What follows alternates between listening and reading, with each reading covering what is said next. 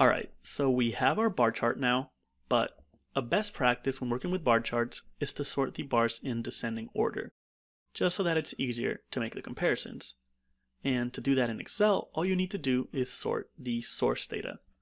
So let's try that. I'm going to select the header for the column that I want to sort the data by, and then just go to Data and Sort in Descending Order.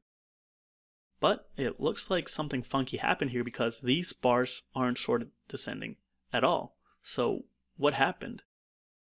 Well, the problem here is down to a weird little quirk that Excel has when you're referencing cells in a different worksheet and the current worksheet in a single formula. You see, when we wrote this formula, what we did, and I'm going to show you by writing another one here, is go to this worksheet, click on cell, then comma over to another argument, and come back to our current worksheet. And you'll see that when we click back into the current worksheet, Excel automatically appends the name of that worksheet to the cell reference, even though we don't need it. You'll see if I delete this and just say C6, it's referencing the same cell.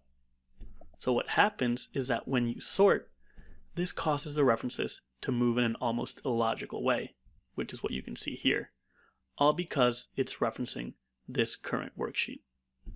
But the good news is that there's a quick fix. So I'm going to press Ctrl-Z to undo my original sort.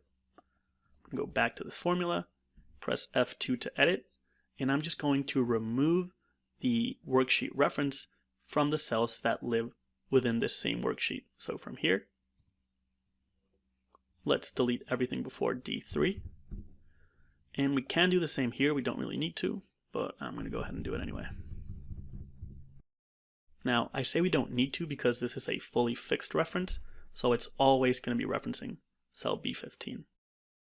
I'm going to press Enter, apply this down, so there's no change yet, but now that we look to sort, descending, now it's sorted properly.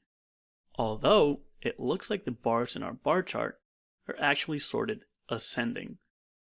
Again, this is another weird Excel quirk, but for some reason, bar charts are ordered in the opposite way as their source data.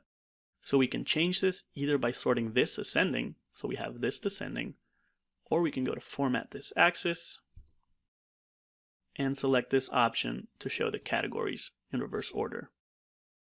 And there we go, a proper bar chart visualizing average annual wages by industry.